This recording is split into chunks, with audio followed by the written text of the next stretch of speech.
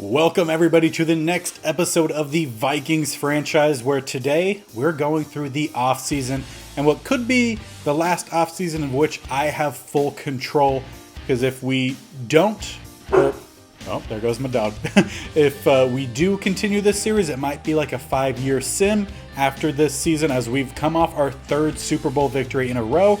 Don't want it to just be too repetitive, so we'd end up starting a new series, if kind of depending on what we decide to do here. I think a 5-year sim would be a great way to end this series, so would look to kind of do that, and in that case we won't do, I'll be somewhat in charge of like mostly the draft in terms of the 5-year sim, as Madden's draft logic is really bad. But for the most part, this will be the last complete offseason of which we are in full control. So we just, as you can see here, just finished the Super Bowl. We won 24-19 against the Las Vegas Raiders.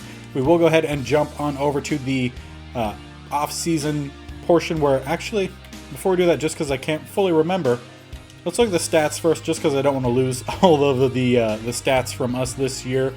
Our offense is always going to be low because we don't play the same amount of time technically as everyone else, but our defense was first in the league. Offense was 31st. But we still were one of the highest scoring offenses. Just the yardage wasn't as high because we don't play for as long of games. But checking the individual statistics here, Nick Robinson, our new starting quarterback, goes for 22 touchdowns, did have 10 interceptions for 63% completion with a little under 2,000 yards. He was sacked 25 times. That's something we want to work on a bit this offseason. Mund had some time out there as well, especially with a lot of our blowouts. He has 2 touchdowns, 1 interception, 73% completion percentage, and we will hopefully be keeping him as our backup. We'll see if there's a lot of offers for him come open free agency. In terms of the rushing, Dalvin Cook missed a good portion of the season, I think about 4, maybe 5 games in total. He still had 803 yards, 4 touchdowns, did have 1 fumble, and Wongru was a great threat guy for us. He's a little under 550, an additional 4 touchdowns, so basically the same amount of scoring as what we got from Cook, but a higher average actually in terms of average yards per carry at 10, so he was tremendous for us. And then Joshua Kelly kind of became our main running back when Cook got injured, and he had, again, a little under 550, 9 touchdowns though, averaged 5.7 yards a carry. Fantastic. Robinson had an additional 3 rushing touchdowns and 6 fumbles. Dyson ran the ball a fair bit as well on the jet sweeps. He had a little under 250 for 2 touchdowns. Corey Cook, who was our 4th string running back, who we picked up, I believe, about a quarter of the way into the season, maybe a third of the way. He had 205 yards, 3 touchdowns, and did have 1 fumble. And then there was a couple other guys who had a few rushes. We'll just kind of go through those. Noah Thurston, our fullback, had 3 touchdowns. And then Eddie Alford we sent to the practice squad once we pulled up Corey Cook. Receiving, John Leach led the team with just a little under 1,010 touchdowns. He had a great year. DJ Chark, a little over 750, 8 touchdowns. Jefferson didn't have that many yards, only 403, but he had 7 touchdowns. He was who we looked for whenever we got about 20, 30 yards from the end zone. He became amazing for us in about the second half of the season. Flanagan had about 357 more touchdowns, and Wongru a little under 250, 2 touchdowns. Dyson had some receiving targets as well, a little under 200 for 2 touchdowns, and Dalvin Cook had a receiving touchdown, 65 yards. Lucas had a few catches, Starks had a few catches. Willie Johnson, we started to get out there a little bit to spell out Dyson whenever we were doing those jet sweeps. He had 31 receiving yards and a touchdown, and then a few more guys had a few more catches. In terms of blocking, I feel like we did better this year in terms of sacks given up. O'Neal gave up 9, so about 1 every other game. Richard Wilds gave up 6. Darrisaw gave up 3, so pretty good in terms of pass blocking for him, but just he could not stay on the field consistently. He suffered a lot of injuries this year, and he's one of the guys that we're not sure if we're going to bring back. Dalton Smith did really well for us in the passing with only allowing 3 sacks. Clayton, who played a lot. He had 302 downs versus Darasla, who had 566. So pretty similar. He only allowed 2 sacks. So pretty good while he was out there. He just struggles in the run game. DeCastro, who will again most likely be retiring as he's played in the NFL for 13 years at this point. He only allowed 2 sacks. One of our best offensive linemen for sure. On defense, Eric Kendricks led us in tackles, followed the closest guy behind, 20 tackles of a difference, was Harvey Keenan. I always switch his name around. But yeah, Kendricks had 4. That would be bad. But 94. He did have 4 tackles for loss. However, we were led in tackles for loss by Alex Brooks, who just came in and had a tremendous year. I'm just checking my other monitor to see if I look too dark or not. I think it's all right. But yeah, he had 10 tackles for a loss. He only started about half the season, so tremendous from him. Harrison Smith had 5. Daniil Hunter had 5. Kendricks had 4. Henley and Ward both have 3. And then Reed Jr. and Bradbury have 2. And then a handful of other guys had 1. In terms of sacks, obviously going to be led by Daniil Hunter. He had 17. The next guy up was J.J. Watt with 6.5. Graves with 6. Michael Pierce had 5. Brooks had 4. Calhoun had 3. Harrison Smith 2.5. 2 for Kendricks and Henley and Reed Jr. as well. And then Lamb and Robinson each had 1. Interception-wise, I have a feeling Harrison Smith led us here. He did with 4, then 2 for Kendricks, Bradbury, and Hilton, who really didn't play a whole lot, so the fact that he's that high up, really good. And then Henley, Reed Jr., Denzel Ward, and Harvey Keenan each had 1. And then in terms of forced fumbles, I know we definitely forced some fumbles this year. Harrison Smith leads us with 2, as well with Kendricks and Graves each forcing 2. And then 1 for Keenan, Hunter, and Watt. So that is 3, 5, 7, 9 that we forced. And we recovered 2, 3, 4, 5, 6, 7, 8. So we actually recovered a majority of the fumbles that we forced. So really good there. Safety counts, I know we had at least 1. So Alex Brooks had 1 and Rashard Calhoun also had 1. Defensive touchdowns, the leader, not really, it's the same for 3, but Alex Brooks had 1, Reed Jr. had 1, and Harrison Smith had 1 as well. And one guy that we might be replacing is Young Hoku. He missed 3 extra points, and he missed a field goal. So not as bad as what it felt like during the season. We might end up replacing him. We might end up keeping him. We'll see what's in the market. If no one's better than him, we'll keep him around. He did win Kicker of the Year for the NFC, so we'll see what we do there. But it just felt like his accuracy was... I couldn't really trust him fully whenever he was out there. Punting-wise, Eddie Hernandez did pretty good. Averaged 44.4 per punt. 5 of them inside the 20. Sounds pretty good to me. And he didn't have any blocked, so that's a nice extra. And if we're curious as to where we ended up everywhere, total yards, we had the least, but again, we play less time than everyone else, so Madden doesn't have a way of which it takes your stats and then calculates what they would be if you played the same time as the computer sims. But either way, we played pretty well. We obviously had the least or second to least amount of total offensive yards, but still did pretty good. In terms of passing yards, we had the least by almost 1,000, but in terms of rushing yards, we had the most by about 300. So definitely a balanced team when you look at the numbers in general. Only about 150-ish yards of a difference. And then points per game, we were third, but we were within 0.7 points per game of the highest overall. Passing touchdowns, we were tied for first with the Rams, who do have Saunders. So really close there. Technically, I would say we're in the lead. Rushing touchdowns, we had 29, which will give us tied for however they would break this out. Because technically, they're tied for second here, then third, and then there's multiple people with 29. So tied for somewhere up top, I'll say. And then first downs, we had the least with 217. The highest was 352 for the Browns. On defense, though, We had the least amount of yards given up by, again, about 1,000. In terms of passing yards allowed, we had the least by about 500. Rushing yards allowed the least by about 200. But again, not completely comparative. Points allowed, we had about 60 less points given up than anyone else. Sack-wise, second. So pretty good there, 52. The Panthers had 54. Fumble recoveries, we had 8, which is first. And then interceptions, we had 14, which kind of puts us a little bit above average. Not the best, not top 10, but definitely pretty good.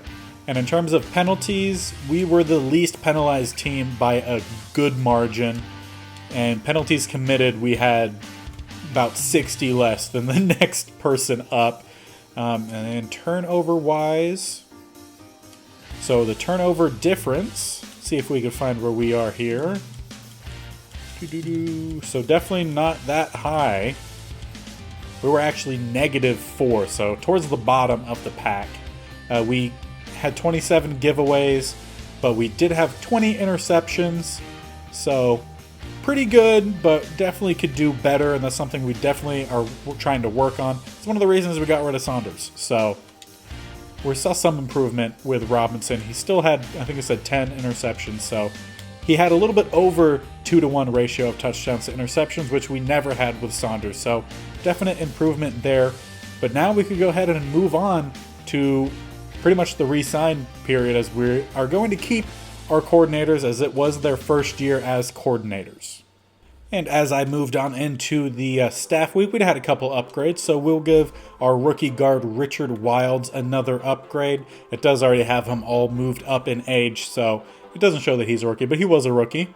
And for him, I think we need to go with a little bit of some finesse, just because he has some low finesse abilities out there. So we'll give him one archetype upgrade there for +1 to impact block and pass block, and then +3 to run block finesse, which I believe that was the one rating I really wanted to work on. Yes it was. So really good upgrade there for Wilds, and we'll possibly be drafting his brother when we actually get to the draft. Terrell Henley has another upgrade as well. We'll go with the hybrid upgrade for our strong safeties. And for him, we're getting a +3 to man coverage and 2 to zone coverage. If you're curious about what his ratings are right now, this is what they are. A really good all-around safety for us, can lay the hit. And if you haven't seen his ability point thing yet, which I feel like, no, we can't have the second one yet, but he has the flat zone KO. So anything less than 10 yards from the line of scrimmage, he's a threat, especially if it's on the outside of the hashes. And now time for what I expect to be some sad news. We're going to check out the 2024 retirements, and I expect us to have at least 2 up there. Watt is there, but I don't see Harrison Smith yet. And it doesn't look like Harrison Smith retired. He will be playing his another season at, I believe it would be 35 or 36 years old. So Harrison Smith's still going. I don't know if he'll be a starter though this year. But in terms of other retirees, we have Von Miller, Travis Kelce, Taylor Lewan, Darius Slay, Bobby Wags retires, Akeem Hicks, Zach Martin, Casey Hayward, Fletcher Cox, a lot of big names. Greg Zuerlein, Rob Gronkowski finally retires, Cameron Jordan, Brandon Brooks, I feel like is a fairly good name. Anyone else of big name? Levante David retires, Devontae Hightower, Nick Foles, Taysom Hill finally retires. Anyone else of big names here? A lot of free agents. AJ Boye retires. JD McKissick. I know some guys are big fans of McKissick in terms of franchise. T.Y. Hilton retires. Xavier Rhodes retires. Andy Dalton retires. So a lot of big names retired in this offseason, but it looks like we do still have a few guys. Need to take a look at how some of the regression hit some of them, as I definitely was expecting a few more guys to retire. So in terms of people we need to re-sign, I would like to bring back Corey Cook. He played pretty well for us. we'll try to offer him a smaller contract. I don't think he should be getting anything near the amount that he is asking for. We'll do still over $1 million a season. I mean, I would take that. 2 years, 2.8, and he'll stick around. So Corey Cook will stay for another 2 years. Benjamin Wilson, he is pretty good and pretty young in terms of having man and press ability. Curious about his ratings. Has some press, definitely has the man, and he's a backup corner for us. I'm good offering a decent deal here, a little over $2 million a season. And will he take that one? Probably could have offered him less, but he'll stay around. Willie Johnson is another one we would like to keep around as well. That's a young guy to develop. Again, not going to offer him as much as what it has here. I think 2 years, 3.5 would be plenty for him, and he will stick around as well. So Willie Johnson will be returning. Michael Pierce still at an 80 overall. Let's take a look at that player card, because I know that he definitely regressed a bit. And he's still sitting with pretty good strength and has definitely some starting ability left with the block shedding and the power moves. We take a look at the regression to see what actually regressed. He's down to a normal dev. He lost some hit power, some block shedding went down by 3. Tackle went down by 5. Strength went down by 2, but still sitting pretty good. So regression didn't hit him as hard as I was expecting. And he definitely has some starting caliber stats. He's 32. I feel like we could bring him back, at least just to make sure we have a starter. And then if we do end up getting someone in the draft that we think could start over him, then solid. We're good there. So I'll offer a smaller contract than I think probably what he would be wanting right now, just because I'm not sure how much of interest he would have in open free agency, which it is where he is going to check. Christian Darrisaw, he wants 2 years, 11 mil. He's one I kind of want to move to the open free agency, see what the market is, and then make a choice from there, just because I can't give someone a lot of money if they're not going to be on the field that often. Bradbury, we already said no. Kendrick's down to a 74, which we expected him to take a hit. He is 33 years old at this point, still has good enough speed, acceleration is really good. Cover skills is still there. Block shedding not too bad either. We take a look at the actual regression. We see that it did go down in quite a few areas, but he's still well enough to be a starter for us. So I would like to keep him around, even though it looks like in terms of ratings, he's no longer a number 1 linebacker, would be a number 2 for us, and I think Alex Brooks might have overtaken him in terms of overall. But I would love to keep Kendricks around until he retires. So I'll give him a sizable offer here. 1 year, 3.7 mil. And he's going to test as well. DeCastro has regressed down to a 69. We expected that. That's why we didn't re-sign him during the season.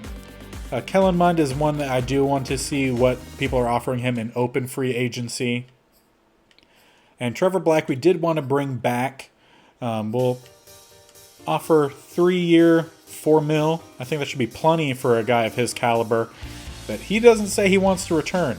So I think that is basically everyone taken care of. Indeed it is. But I want to go check out to see how bad the regression hit Harrison Smith. So Harrison Smith did regress a bit.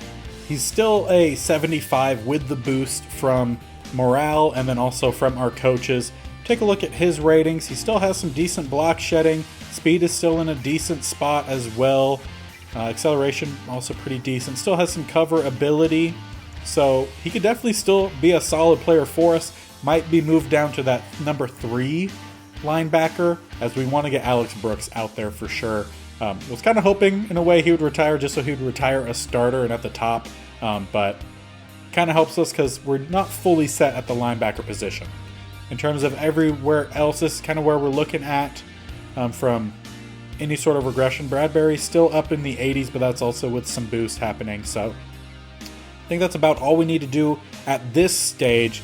It's time to move on to the open free agency and also clean up our roster as well. Get rid of some of the guys that came over from the practice squad that we don't quite need. So, I think, yeah, that's everything we needed to do here. Time to jump on over.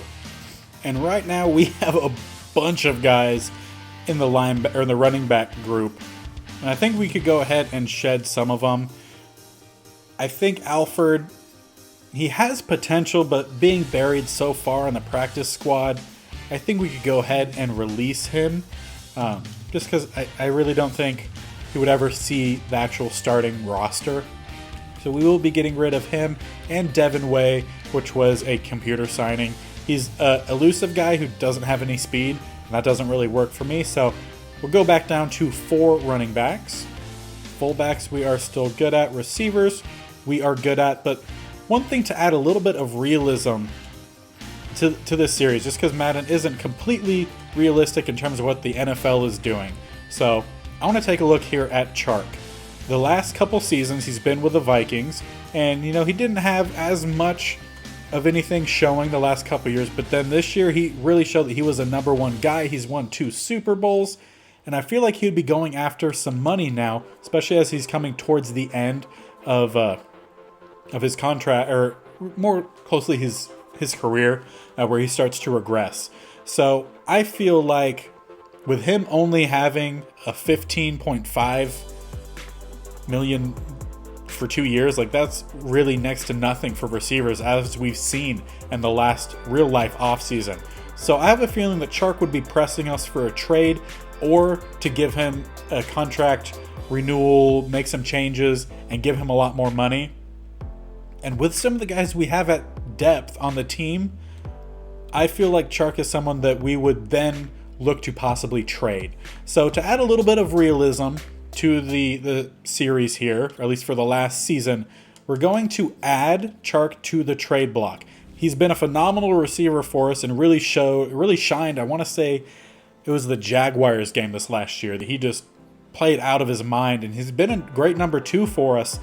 But with the emergence of Leach, us really liking Dyson and some of these younger guys, want to get them on the field a bit more, Chark becomes expendable in that way. And since he wants more money, we could go ahead and try to trade him if someone is looking to actually pick him up. Starks we'll keep around for now. He will be trying to fight Lucas for that number 2 spot, just because I don't like Lucas's speed as that number 2. He's a great blocking tight end for us, so I don't want to get rid of him.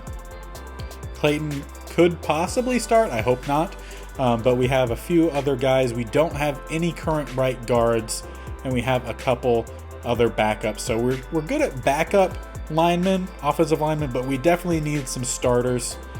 The rest of the D-line looks to be good. We have Alton Robinson for another year. We do not have any current DTs. The goal is to hopefully be able to move Nicholas Graves back to DT. We had to move him to edge this year just because J.J. Watt wasn't a great fit at that position, so we switched them. Hopefully he'll be back at DT. The rest of our linebacking group should be good. Obviously we don't have... I was like, why is Kendricks not there? He is testing. We'll again try to bring him back as we did the previous year. We do need to bring in some cornerbacks.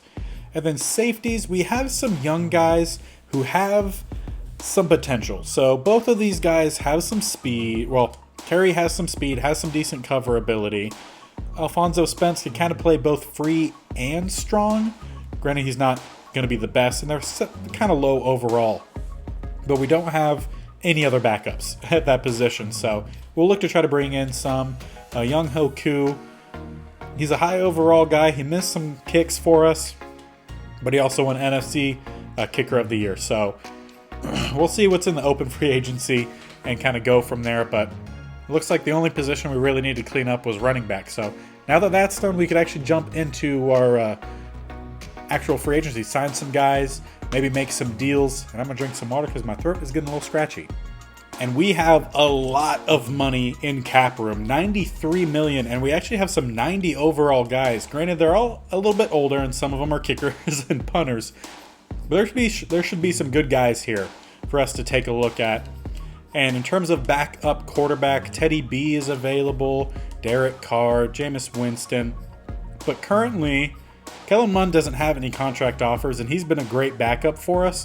And I would love for him to keep being a backup for us. So as long as he doesn't have any offers, we'll make a decent deal here. 3 years, 11 mil. I feel like that'd be a little bit cheaper than what he was originally wanting, and I think we could possibly even go a little bit cheaper as he is going to be a backup. We'll take this down a little bit here.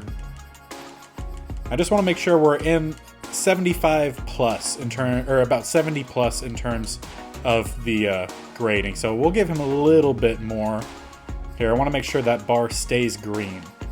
And that'll do it. So 3-year deal for $9.9 million. Pretty good. Running backs, we don't need any new running backs, but if you're curious about who all is available, Etienne Jr. is a good one. Mitchell is available. Nyheim Hines. Alexander Madison available again. It looks like he'll be getting some money from Baltimore. Ramondre Stevenson. I feel like anytime he's a backup, he plays great against me. But yeah, some really good guys. Zach Moss was a guy I believe I tried to get last year, but he ended up going to a different team, and then we ended up picking up Kelly, who's just played great. So we're good at most of these positions here, at least on offense. The only thing we need to really look for on offense is offensive line. Rondale Moore is available. He's got quite a few contracts. You might be seeing him go to the Bears. Michael Thomas doesn't have any contract offers. Dante Harris is available. Gage, Cephas, Van Jefferson. So some good guys you could pick up if you needed them. Tight ends, we don't need any tight ends at this point. If I were to get any new tight ends, it would become either in the draft or the free agency post-draft. If Colby Parkinson's still available, might bring him in. But let's take a look up front. So Darisaw does have some contract offers, and the first one being Tennessee. So looks like he's probably getting about his offer. Before I take a look at him, I want to look at the other spots, see if there is any youth guys that are decently rated, and not really. So if we need a starter, Garrett Bowles is available. Is he a balanced guy? Kind of what does he look like? He is pretty balanced. Strength would go up to a 90 with our coaching boost. I feel like that could be a solid 1 year kind of gap filler for us, a bridge guy, until we reach the end of this series and the computer will take over for a sim. We'll go 1 year, about 6 mil. It's 80-point offer. We want him to sign, but I don't want to overpay, even though we have a bunch of space. So don't want to be too greedy here. But we'll drop this down, signing bonus to 2.75. So 1 year, 5.75 would be a 77-point offer. I feel like that would be fair enough to get a quality starter out at left tackle. Now we're good at guard, good at center. I want to draft a guard. I'm gonna have a guy in mind who should be available. Wyatt Davis is a 71 finally. But yeah, I think we're about good up front there. Now we could potentially try to sign some real life players to help fill in some roles for us, but I kind of want to get some draft guys. Let's see. I did want to see, Pierce does not have an offer. So we could go for a smaller offer than what he was originally wanting, since he doesn't currently have anyone giving him anything. So we'll go with a 1 year, 5.45, just in case we're not able to get someone in the draft that would fill that starting spot. We'll get him in. See if we have any other younger guys. Bobby Brown III, 25 years old. How do you look? Strength would go up to a 90, and block shedding is pretty good. Doesn't provide much pass rush, but he could be a really good guy here for us. We might offer Bobby Brown, just because he's a bit younger and has about what we're looking for. Yeah, I think we'll offer Bobby Brown and provide some flexibility for us as to what Graves is going to do. So we'll give him a decent offer here. I don't believe he had anyone currently offering him anything, so we'll go 3 year, 17.1. It's a really good offer. And I forgot, the Lions are offering him, so we would need to give him a good bit here. We do 2.5 and then 4 for the signing bonus for 3 years. That'll give us a 98-point bid and puts us way in front of the Lions. So maybe reel that back a little bit here. Not very realistic playing it, doing it this way, but trying to put in an offer that I think would be fair. That'll give us a good bit in front. In terms of other guys that we have available, no one that's 25 or younger, really. That would be, yeah. So we'll leave the edge position hopefully for the draft. Again, I have a specific guy that I really want there. We don't need much help at linebacker right now. We kind of have everyone. Hilton might end up taking over for Harrison Smith as well this year. Kind of varies. We'll see. Eric Kendricks we do want to bring back, so we will offer him, and no one has offered him. So we'll just go ahead and give him a 2-year deal for 6.4. And that's a pretty good offer for him. We want him to retire a Viking. At least I do. In terms of other linebackers available, see what else we have. No big or high overall young guys currently. In terms of corners, do we have any high overall? J.C. Horn is available at 25. He is a star dev, man-focused with press, which is, again, primarily what we play. I would honestly like a little bit of a balance, a little bit more of a balance between the man and zone. Eric Stokes. I mean, good still if you're looking for just man. I would like to have more of a balance. There is Nate Hobbs, who we did score on. I remember that in, or not score, he was the one that had the penalty thrown on him, Justin Jefferson, in the end zone in the playoffs. And he's not too bad, but definitely more of a zone only. Kelvin Joseph, what do you look like, bud? Bit more balanced. I'd say, I think right now J.C. Horn could be the best one to go after. He's looking for a 4-year deal. If we do 4-year 26, where does that put us? Because I know Dallas was offering him. That is well behind. So they're offering a good chunk to J.C. Horn. Versus we could potentially go with an older guy, because there's, again, some more guys in the draft that I'm definitely curious about. Kendall Fuller, I think I had him before, and he didn't really play very well for me. Dante Jackson is available. Xavier Howard is available. He's 32 years old. Doesn't have as much speed anymore, so not as good. Byron Jones, what do you look like at 32? Has some speed, acceleration, balanced guy. He's someone who could be a stopgap for us. I don't believe he had any contract offers. So we'll lower this a little bit. Go 1 year, 7.7.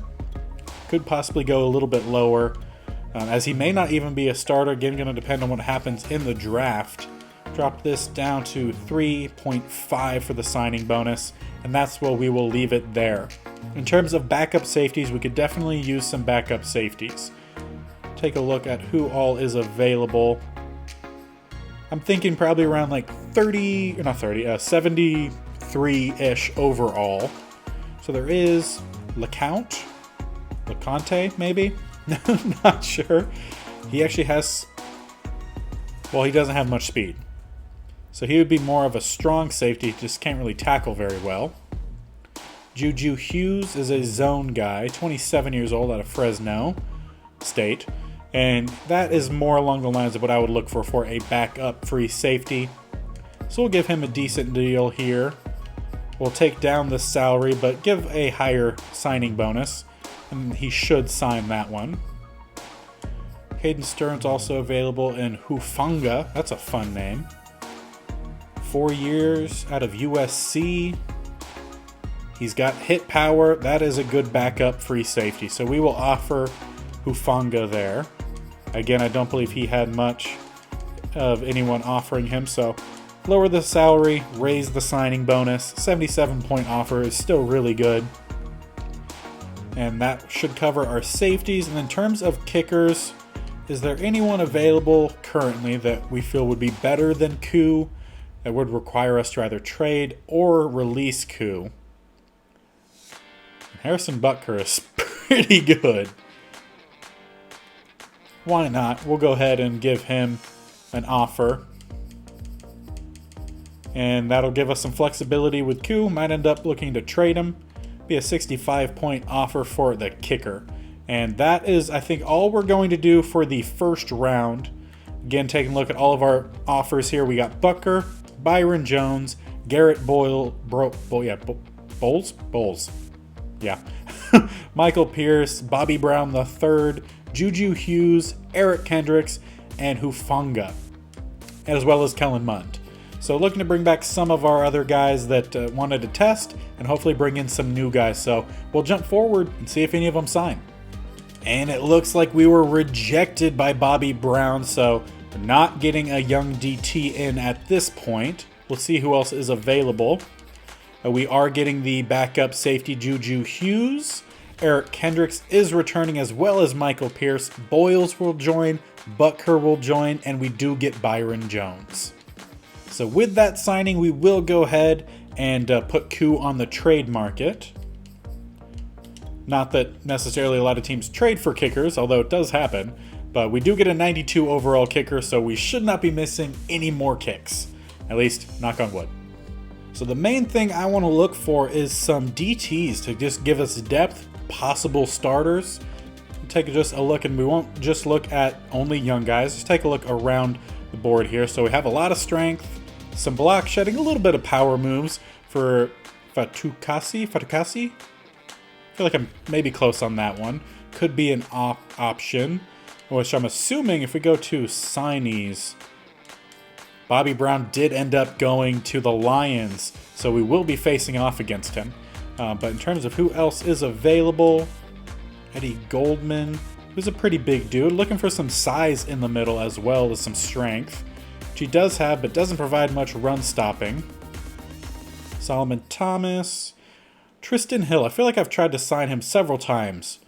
I feel like just in this series, and he's more, I would say, of a 3-4 edge guy. Onyemata, how do you look at this point? 32 years old. Has some strength and power moves, but not much in terms of block shedding. I'm looking for some block shedders. And here is an interesting young guy in Quinton Bohanna. 93 strength, will go up to 97 because I believe we have the +4 for our coaches, and a 78 block shedding, which I believe we also have a boost for. He is 6'4", 360 pounds. Doesn't look like it in his player icon, but this dude is huge. I would love to bring him in as a developmental guy. He's 26 years old, so we'll give him a decent offer here, but nothing too insane. He might be a starter, but not quite sure. We'll give him an offer, and he will at least possibly be some depth for us. And here's another interesting one who's only a 69, but again, this is a depth possible signing with Bravion Roy. He has 87 strength, will go up to a 91 with 76 block shedding. Does have a little bit of some power moves. And again, we're just looking for some depth guys here. We won't offer a big contract for him, but we'll give him a decent amount as he's 28 years old out of Baylor. We'll look for about, we'll go 1 year, $2 million. That should be plenty for a guy of 69 overall. Madden doesn't quite think so, but we'll give that a shot and possibly see what else we have. So we'll go ahead and stay there with those offers. Again, we have Hufanga, who now actually has a pretty good market, so we need to look for another free safety. So we'll go ahead and redraw that, or withdraw that offer. Kellen Mond now does have a good offer. I thought I saw that he had signed with us, but I guess not. He looks like he'll be going to the Falcons, so we will need to look for a new backup. So we need to look for a backup safety as well as a backup quarterback. And currently, Derek Carr doesn't have any offers, so we will offer him a decent deal here to be a backup. It would be a lot more than obviously we would have been paying for Kellen Mond, but I feel like Carr could be a good mentor for Robinson, so we will offer that. And now we need to find a free safety to be a backup here for us. And I think we'll go with Richie Grant. He has some speed, some cover, as well as some hitting power as well, so he could be a backup for us at either safety spot. We will drop this a little bit. We'll go with a 2-year, $3.1 million contract offer, which, again, I would take that easy. Granted, I'm nowhere near the talent of any of these people. But, yeah, we'll leave the contracts there. We'll jump on over to the next week. However, I think before we do that, we need to take a look at the scouting of players to choose 3 guys that we want to have a focus scouting for the week. Because I think week 3 we have the off-season focused scout thing. So currently our favorites that we are looking at could potentially go the day 3 quarterback, but not really going to focus any much on them. The guys that we're looking at here, so we have Gabe Wilds, who I would like to do just to find out where he's exactly going to go. We're calling him the younger brother of Richard Wilds, who was a rookie for us last year at guard. And I believe we drafted him as a center, and his stats look pretty good. Obviously, pass block finesse is a little low, but we're more of a power run team either way. So still looks really good and available in the 2nd to 3rd, which should give us a little bit of wiggle room up top. So I would like to take a look at Gabe Wilds. And then the offensive or defensive lineman that I really want to get is Kevin Hatchett out of Arizona State. He's round 1. He looks really good. We now know what the physicals actually look like. So in terms of strength, if I could find the reps, not too high, but he is definitely a quick guy who could get around the edge. He has B block shedding, A power moves, despite the fact that he doesn't have a whole lot of strength, which kind of probably uses the speed to gain momentum to use the power that way. But he's a smart guy with B awareness, B play rec. Someone I would really want to draft, and we'll probably be going for him with our 1st overall pick. Another guy that we are considering, well, I mean, most of these guys, we are looking for a potential starter at defensive tackle. And one guy I really want to learn some more about is Bryce Steffens. He's a run stopper, but last I checked, we didn't know, and we don't know what his block shedding is. So Wilds and Steffens, I definitely want to learn more about. And I feel like we know everything about the corners. So I just need to find a 3rd guy that I want to learn a little bit more about. And I think we might do Chuck McAllister here. He's a 3rd to 4th, and he's pretty smart. He's from Stanford, but he has B awareness, and I'm interested to see if he has much block shedding or coverage ability, zone coverage to be specific, as we could definitely use some other linebacker help, as we might lose 2 of our linebackers maybe next season. Not quite sure, but would like to help out the team when they go into the sim. So I think we'll take a look at McAllister and see if we could find out any more information about him. So as we sim on over to the next week, we are getting the accepted contract offers from the free safety Richie Grant, as well as the DTs. We get both Quinton Bohanna as well as Bravon, was it? Yeah, Bravion Roy. One of those 2. We get him. So we have depth at DT. Now we need to try to find a new starter, hopefully in the draft. But we need to sign some private workouts, of which those players that I already talked about last time. And once again, just to confirm with you guys that we are going to take a look at Gabe Wilds, Bryce Steffens, and Chuck McAllister. So hopefully we'll find some more information on them. Typically, Madden only shows me more information about one of them. I think one time I did get 2, but really not that lucky most of the time. And I think I'm good with signing of players. I think we have basically everyone that we need, although I do need to double check a couple contract offers that we had put out. Mainly, I think it's Derek Carr now has a contract offer from the Titans, so we will withdraw that one. And we are still looking for a backup quarterback to this point. Looks like a lot of these higher end guys all have contract offers. So not a whole lot potentially to do. Matthew Stafford is available at 37 years old. He doesn't have much strength in that arm left or accuracy. Joshua Dobbs is available and has some better accuracy, not much throw power, but does have some speed. And Garrett Stidham is available, who I want to say is in one of those football leagues that didn't go through a full season. I can't remember, but I feel like he played pretty well. So I feel like we should give him an offer. Has some speed, has better arm strength than most of the available guys with some decent accuracy. So we'll give him a small offer here. think, yeah, a little under $1 million. He should definitely take that one and shouldn't have anyone else try to steal anyone else from us. But yeah, that's kind of what we're looking like right now. We could probably use some help at backup quarterback, but we'll see. We have Robinson, and he's definitely the starter. So I think now we'll jump on over to the last week of the free agency before we get to the draft, and hopefully we have a backup quarterback. And indeed, we did get the contract accepted from Stidham, so we finally have a backup quarterback, just not near the talent level that we were originally hoping. But that is everyone said and done there. Now we finally have some trade offers for DJ Chark, who's been wanting to be traded. He wanted more money. We said no. Now he's looking to be traded. So looks like the Bengals are offering a current 3 and a future 7th. Which is not exactly what I was hoping for. The Seattle Seahawks, just a current 3. Which it looks like 3 is about as good as we're going to get for DJ Chark. I feel like we could potentially maybe get a 2 out of him if we do we trade. A manual trade, that's the word. So let's check out what we could do with Chark for a manual trade so we could get everything set up for going into the draft. So taking a look at our picks, currently we have the 27th and 32nd overall pick. So we'll probably need to use a combination of some of these to move up in the draft.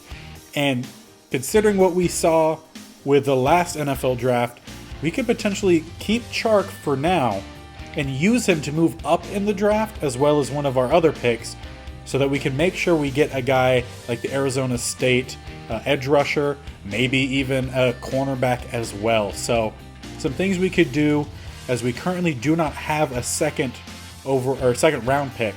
So we have 2 in the first, 1 in the third, 1 in the fourth, 1 in the fifth, 1 in the sixth, and then 2 in the 7th. So I have a feeling we might need to be moving around a little bit in this draft to get all the guys that we need. So we'll save Chark for now, and I think we need to get into the draft. And I almost forgot taking a look at our guys to find out when they're going. And Gabe Wilds, we do find out he is definitely a round 1 guy. So we need to find a way to take him in round 1 because I do not want to miss out on him. Maybe if we can move up into the early 2nd.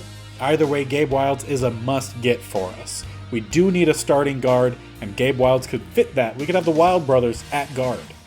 As for our defensive tackle, Bryce Stephens, we do learn everything there is to know about him, and he goes from around 3 to 4 up to around 2 to 3.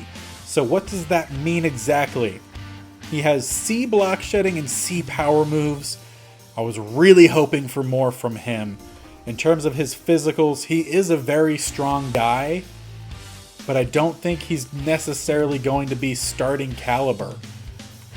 So it's a good thing that we did re-sign Pierce, because he might be starting for us again this year, as I don't see a starter there with Bryce Stephens. There's other positions that I wanted to look at before they would take the higher picks. So obviously we'd want to go after, I believe he was a left end. We want to go after Hatchett, and he's definitely going round 1. So that would take up a round 1 pick. I wanted to also possibly go and find a young starting corner as well. Granted, there's some guys that are in some lower rounds that we could try to flex around a little bit, that spot. But I definitely want to get Hatchett number 1, and I definitely want to get Wilds. And they're most likely going to take some early round picks. Or definitely early round, but early first round picks probably for Hatchett. So let's actually take a look before we even get into the draft and take a look at when some of these guys are expected to go. So obviously I have a feeling Hatchett will go first, and they have him at 14. And we're picking, I believe it said 27 and 32. So definitely going to need to move up to get him. And then in terms of some corners, they're going in various different times. Currently I'm looking for Wilds to see when they have him potentially going. So I try to run through this as quickly as I can. Gabe Wilds they have going at 57. Could definitely go earlier than that. So I'm thinking an earlier second round pick is what we need for Wilds, which could mean we need to trade Chark to get that pick and then try to maybe move up with our last first round pick and maybe something else. It'll vary a little bit, but there's some guys that I definitely want to pick up. And with all that said, it's actually time to get into this draft. We are going to be needing to keep an eye out for when some of these edge guys are going to go. I don't think we'll be able to trade up into the top 5, or definitely not into the top 5, maybe the top 10. So let's try to move ahead a little bit and see what happens. Zach Callaway, linebacker from Bama, goes number 1 overall to the Eagles. Next up is the Ravens, and they go with Mike Sherman, who is basically the only round 1 quarterback in this draft. Surprisingly goes to the Baltimore Ravens, even though they have Jackson. Number 3, Ben Fisher, an edge rush guy, goes from Georgia, goes to the Jaguars. Texans go with Donald Staley. He was definitely a top 5, or at least top 5 projected edge rush from Temple. And then the Falcons, they go with Amari Grant from South Carolina, an outside linebacker. And now I need to consider, I'm going to go ahead and pause the draft here. Now I need to consider possibly needing to trade up. So the Saints are up next, as well as, and then after by the Washington football team.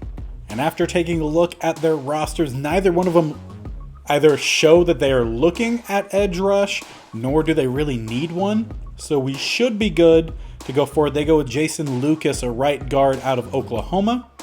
And then the football team, they go with Marcel Clark out of Wisconsin, right tackle. Now, I know we've traded with the Packers before. I don't necessarily want to, but we need to take a look at the Packers and Bills next, just to make sure I don't want someone stealing our guy. And once again, neither of these teams really should be drafting an edge rush. And okay, we still need to worry about Manny Perry, because he's a defensive back going to the Packers, but not the guy we were looking to get at this point. And the Bills go with Connor Cunningham. They do go with an edge rush, even though they really shouldn't have. So now getting a little worried. We're at pick 10. Could possibly look to make some moves at this point. We'll take a look at what the Chargers are looking to do. And the number 1 need for the Chargers is a left end. So I feel like right now we have to make the move to move up and take our guy. So I think what we would need to do would be to give them our first 2 picks next year, and potentially we'll end up trading some guys and getting back a first round pick. But I think this is what will get us up to the point that we need to be, and it does. So we trade a lot to go and pick up Hatchett, who we believe is going to be a really good player for us. And he will be our first pick, not the number 1, be the 10th overall pick. If I can find the selection, there we go. And obviously we had to trade with the Chargers as they needed a left end. And if we go over to the left ends, Hatchett is the next available guy, so we had to go get him. And again, he looks to be really good. 6'4", 274, 21 years old, out of Arizona State. His physical's pretty good. I mean, really fast. He doesn't have a whole lot of strength. We'll get better with our coaches, but he's quick, he's agile, and his skill set looks pretty solid with B awareness, B play rec, A power moves, A pursuit, A tackle. Also has B block shedding. He's who we're going with, and he's only a normal dev. A bit disappointing. Definitely thought he would be higher, but I think that's a pick we needed to make. And hopefully, when we get to the end, we'll find out that that was the correct pick. So from this point, I think we will go ahead and drop back. I could take a look at our board here to find out where the best corner that I think I would want is sitting if we need to go with a corner, or we could also just go with Wilds at the end of the first round, which we know he very much fits. So thinking of later first round, Thad Belton will probably go. So take a look at some of these round 1 to 2s. Christian Cage, my bad. Let's see. Good press, good man, has some zone coverage, really quick. He could definitely be a good guy to go after. And I think there's a fair amount.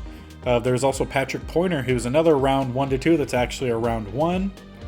And good size, 22 years old out of Clemson. Again, has some good speed, skill set, really good block shedding, good press, but he's more of a zone guy, so it doesn't exactly fit what we're looking for. Then there's a round 1 to 2 that's actually a round 1 to 2. Amari Wilcox is a round 1 to 2 that's actually a round 1. And he's a little bit on the older side, but 6'3", 184. He has some speed, but not super quick. And he looks like he could play outside or inside. So a solid corner for us there. But it does look like he would be the last first round guy. So I think we just need to get down to that pick. I don't think we could really be trading up anymore. Considering what we traded away already, we need to use any extra players that we have to regain some of our picks for the next draft. So we'll skip ahead and we'll see who goes where. Thad Belton ends up going next overall, or the next draft pick overall, to the Jets out of North Dakota State. Then another edge rush goes to Miami, Preston Knowles out of Stanford. The Lions go with an outside linebacker, A.J. Langley. If I remember, was also pretty good. Another outside rush guy, Jaron Bradley, goes to the Bucks. Or not the Bucks, to the Cardinals. Bucks up next.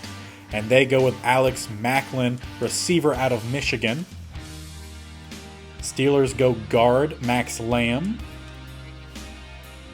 Broncos, Parker McNair, outside linebacker. Christian Cage, I did it to you twice, my bad, dude. Christian Cage goes to the Giants, the cornerback from Auburn. Wide receiver Alani White goes to the Pats. Strong safety Ethan Meltzer goes to the Cowboys. Because we're getting close to our pick. I almost said Broncos. Bengals go Corey Davis, outside linebacker, San Diego State. Receiver Alfonso Coleman goes to the Seahawks. Another corner, Patrick Pointer, who I believe was one of the guys I was interested in, goes to San Fran. That really good cornerback group already gets better. Sean Bradshaw, who is a really good tight end, he ends up goes to the Browns. Titans pick up DeMar Barnett, running back. And the Bears go with Ezekiel Hendricks, who was a good DT, but didn't quite feel like he would be the right pick for us. But now we could take a look, possibly even drop down. That is always an option. Try to, again, get some picks back next year. And if we look at the corners, who all is available, we have J.C. Horn, who's available. Amari Wilcox is still available. And those are the only round 1 guys. So if we take a look at Horn, 6 foot, 197, 21 years old out of BYU. Really good speed. I mean, really good just everything. And he doesn't have as good of coverage as some of the other guys, but still looks like he could be solid, and he is around 1 to 2. And then the other guy, Amari Wilcox, I believe he was a zone guy, right?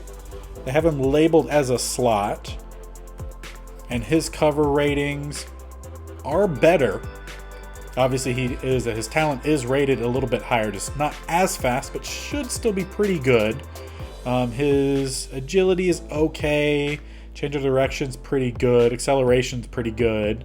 But speed is just solid, which makes me a little worried. And he is 23 years old. So Horn being 21 might make you favor him.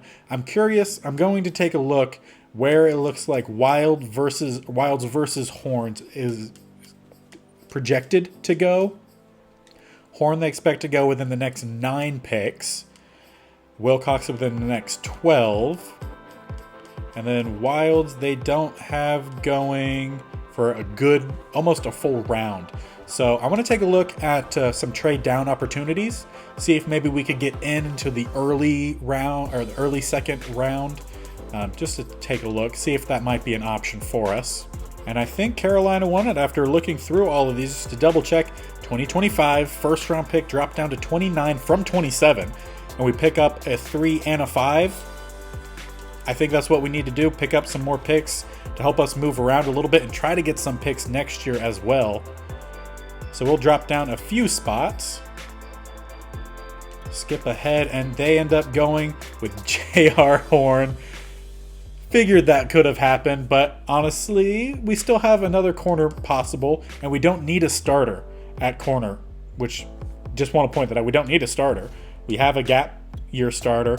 Trevor Atkinson goes to the Colts. They don't need a running back, but they pick one up. And again, just curious about if we could drop down again and pick up something good here. Looking at the Rams, technically, so I could see the Vegas and Baltimore. Or we go with the Raiders, drop down to 31, which, again, not that many picks. Also pick up a third this year and a fifth this year. Drop back a few more spots, pick up a couple more picks. I'm not opposed to trading down. I will say, obviously, if there's a position we desperately need, we trade up to get it, as we did today. But I think dropping back again a couple spots, I think we'll find ourselves still in a good spot. Jason Fitzpatrick is who the Raiders trade up to get, receiver out of Florida. Kansas City go and pick Michael Tyson, who I believe was also another really good guy. So I feel like we could take a pick now. It is almost the second round. We basically moved up one spot and picked up a bunch of other picks. So if we take a look here, the best guy is still Amari Wilcox. He is a bit on the older side, being 23. With it being our final year, I don't think it would matter that much here for us. The speed is a little bit concerning, but I think he has a lot of talent. So I think we could definitely go with him. Just before I do, I want to check our entire board here. Obviously, Wilds is a guy I want to pick up. But just want to see if we have any other first rounds that we know of. And there's some guards available. Gabe Wilds obviously is someone we want to go for.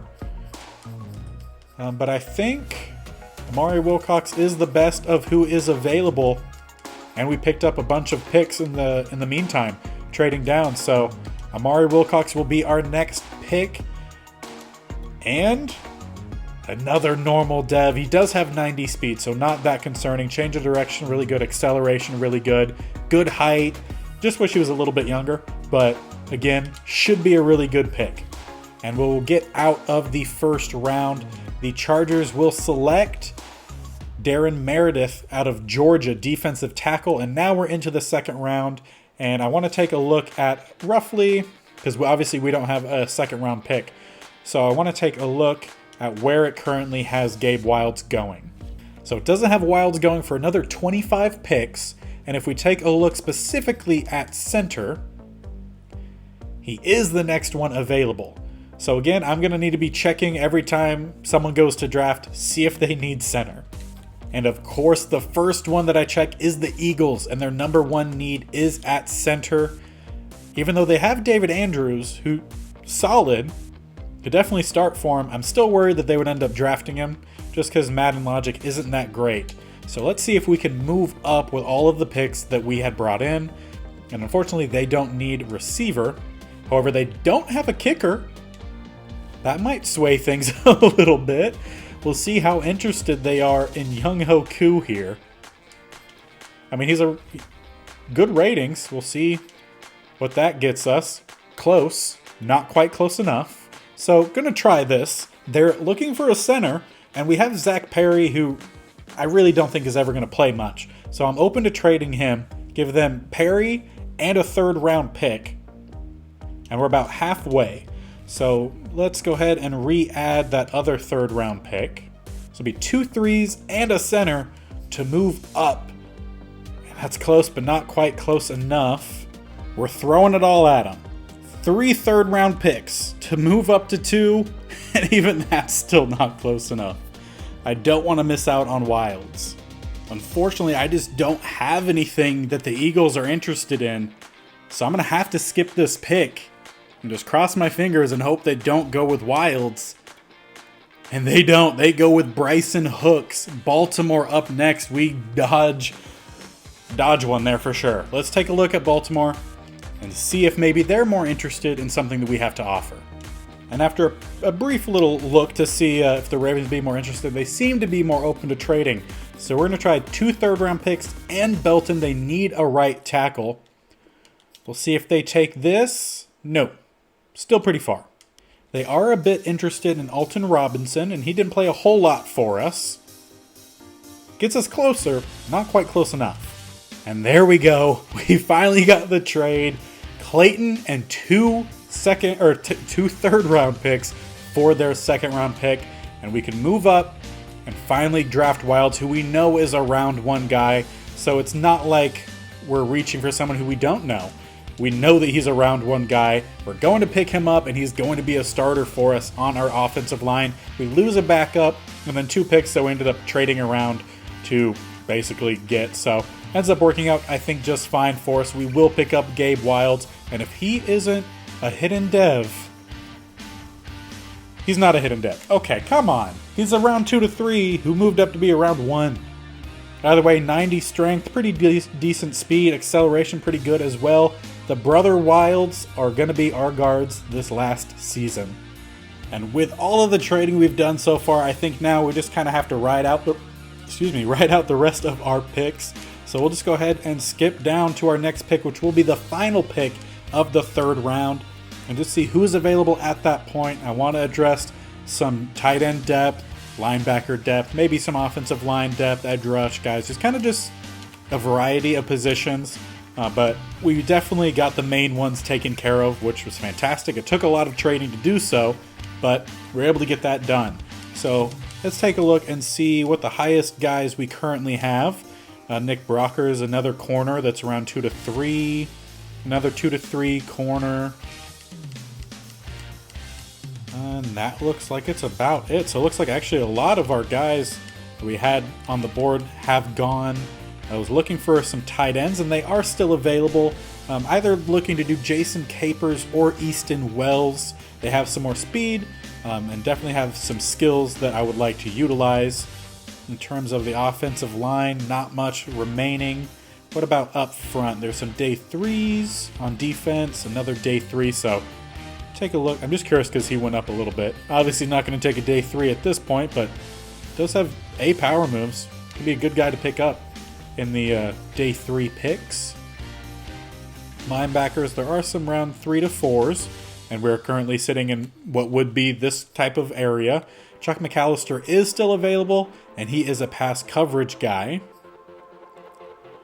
I don't think we really need to go with another corner unless we want to trade someone, but I doubt any of them really have the skill set. Yeah, Nick Brocker's doesn't really have what I'm looking for there.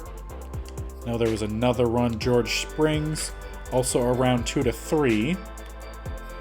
And his skill set, I mean, while could be good, I don't want to go with at this point.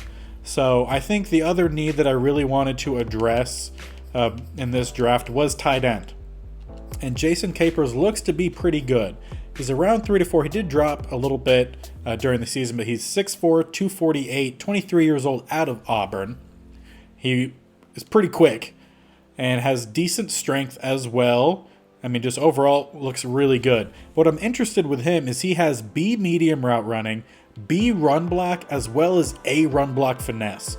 So I feel like he could be a really good tight end for us, and that was a spot that I felt like we could have improved, that we could definitely improve at. So Jason Capers will be our next pick. Again, another normal dev, but 86 speed is a nice change compared to Lucas, who I believe was like a 72, 74. So hopefully an upgrade there. Again, we'll see at the end of the draft. We're now down to pick 19 of the 4th round. And we will see, again, what all we have available. Still have 15 guys on the board. The only other guy I knew at this point that I wanted was the linebacker. He is no longer available. So we have one option left on the defensive line, and that is a day 3 James Hurst, who's 6'6", 295, 22 years old. And he has some decent speed. I mean, overall, pretty solid looking, and does have A power moves and A pursuit, B impact block, B stamina. He looks impressive, could be the pick we go with here with those A's. I always expect that they might go a little bit earlier. But let's see what else we have. We have some round 3 to 4 guys. If they're still available, I'm assuming they dropped in terms of where they really, or where the projection was and where their talent is. But we have some guys still available. There is still Nick Brockers who's available.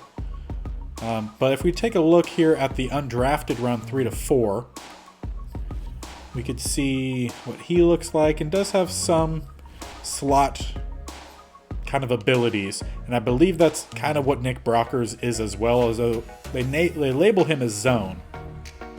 He's definitely better at zone, not as good of press, so doesn't quite fit the mold of a corner that we would look for.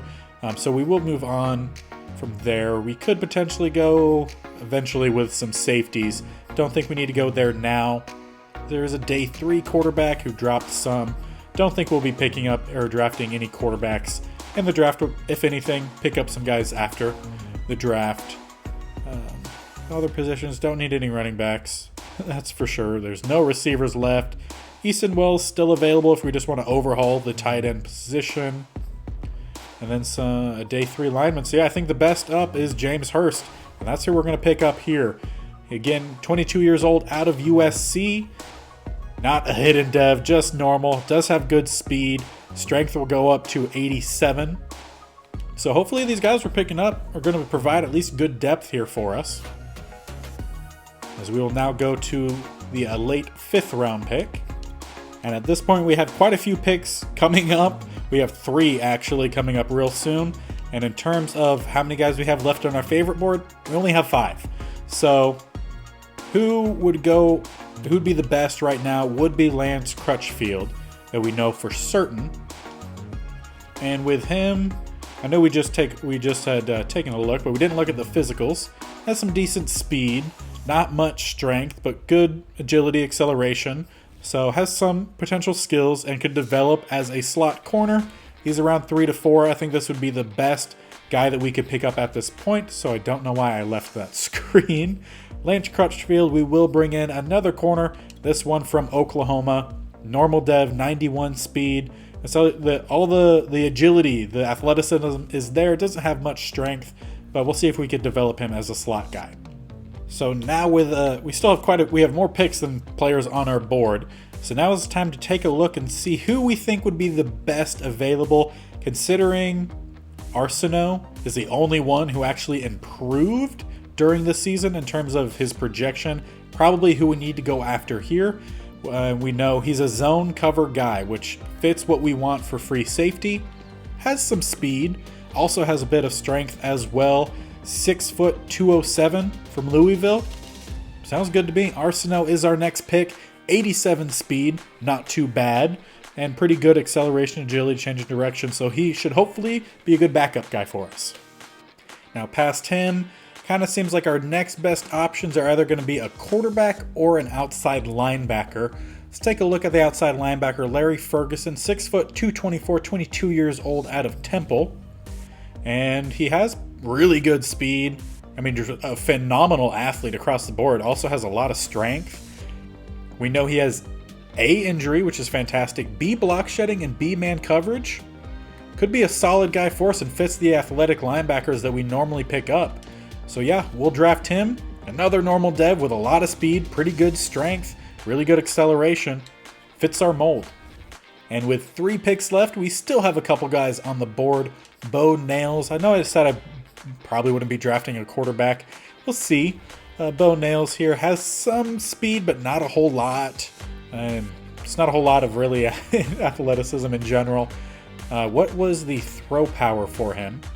Solid, nothing spectacular, but he does have B accuracy for short and medium, which could be pretty decent. So might as well. We'll go ahead and pick up Bo Nails. I would say 87 throw power is actually pretty good. 75 speed, all right. And our offensive coordinator, I'm pretty sure, is Nails. So maybe this is the son of our offensive coordinator. Nice little storyline there. And we will have the final 2 picks in this draft. So I'm pretty sure at this point we're going to need to find some guys, as I'm assuming we might have just 1 guy left on our board. Nope, actually he's gone, so now to find some guys. And with the pick right before the last pick, we're going to go with Will Flynn, who's 6'5", 318, 23 years old, out of TCU. And he has the best strength available, at least at this point. And we don't know if he's much of a block shedder, but he has B play rec, power moves, and hit power, so probably the best we're going to find at this point. So we will pick up Will Flynn, just a normal dev. 84 strength will go up to 88. And with pick Mr. Irrelevant, we need to find someone, and could maybe look at, see what we have here at, I kind of feel like it would be fitting for me to go for another tight end. So let's see if I can find a good tight end in here. And there really wasn't anyone good there, but there is a round 1 Luke Smith. He is a right tackle, 6'4", 334, 22 years old, out of North Carolina. And his ratings look pretty bad, but he was a round 1. I'll go ahead and pick him just for the heck of it, and we'll see how all these guys end up being. And here's all the important information. Kevin Hatchett ends up being a 76 overall left end. He will be moving over to right end. But here's what the ratings look like.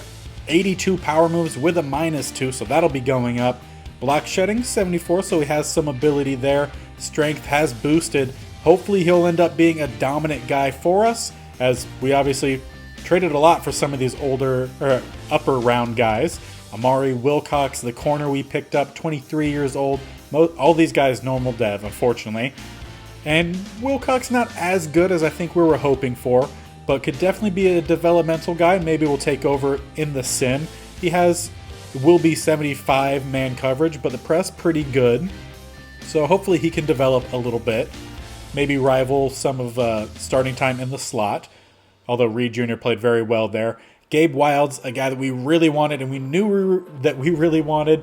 78 with the boost. All around looking really good to start off. Pass block finesse is a little low, but still really good. Excited that we're going to have the Wilds tandem as our guards. Then we went and drafted a new tight end. Jason Capers ends up being a 68 with the boost / morale minus. And with him, 86 speed, 86 catching, 62 run blocking, which isn't too bad. 83 acceleration, awareness can be worked on. Good catch in traffic. But for the most part, I mean, pretty good, and we'll definitely be challenging Lucas for that number 2 tight end spot. Then we went and drafted James Hurst, who's 6'6", 295, so could maybe play a little bit of a variety. We know he has pretty good speed, good strength. It would be similar to that Black Lamb kind of player that we had last year, where both of them would play both DT and edge rush, just depending on where they could get in. Looks very similar here with 77 power moves and then 74 block shedding. Then we got into the later round picks and kind of just started to guess a little bit. Lance Crutchfield ends up being a 68 without the morale minus, and he definitely has some room to work on. Will maybe be a practice squad guy, maybe we'll make the final roster. He has good speed, good press. Tackling isn't too bad either. Do we know anything about block shedding? 70 or 57, not too high. Could develop him to be a slot guy. Maybe try to get that man coverage boosted since he has good press, but don't see him being a starter anytime soon. Then we went with Arsenault, who was a safety for us, and looks like he's pretty good. Will definitely should be a good developmental safety for us, and especially since we brought in some guys kind of give us some flexibility. Then we went with Larry Ferguson, who could very well be the last guy to stay on roster. And with him, we know good speed, pretty decent tackling, block shedding's not too bad, cover skills not really there, another developmental guy to be a run stopper, and he has 99 injury, so really good there. And then we had a few other guys that we kind of just took some guesses on. Bo Nails, the quarterback, ends up only being a 59, -2 morale, brings him to 57, but not too bad, and honestly not too far off our backup quarterback in Stidham anyway, so not too bad. Then we guessed on Will Flynn, and he's actually the better of the guys that we ended up picking up. And for him, he has good strength, not much speed. Will probably maybe be moved to DT, or again kind of play that DT edge guy who could just kind of be an all-around move around. If he could get out there, he gets out there. Then we went with a round 1 projected guy who was way overrated. Luke Smith is a 57 with a boost, and there's not much good there. Will probably end up being cut. Maybe I'll be generous and move him to the practice squad. But I just had to see how bad he actually was for being a projected round 1. But that is everything we need to do here today. We went through the free agency. We had some players leave, brought in some new guys. There's still some things that I feel that we might do before the start of the regular season, which will be next episode. We'll go through the preseason like normal. Will there be some changes? Do, again, a little bit of each game and get it all done in one episode. But definitely still some more changes to come, so make sure you're sticking around, hitting that subscription button, and ticking that bell notification to be notified of when these go live. And I hope you guys like the little cam of me down in the corner here. That'll only be up during non-game time. So if there's anything before the game or after the game, I'll pop up so you can see my face a little bit. Hey, how you doing? That was awkward. Don't know why I did that. But yeah, hope you guys enjoyed this. I hope you enjoyed the off season. Let me know what you think down in the description box below. And I got to get going because I'm getting a call from the fiance. So hope you guys enjoyed. We'll see you next time. Bye.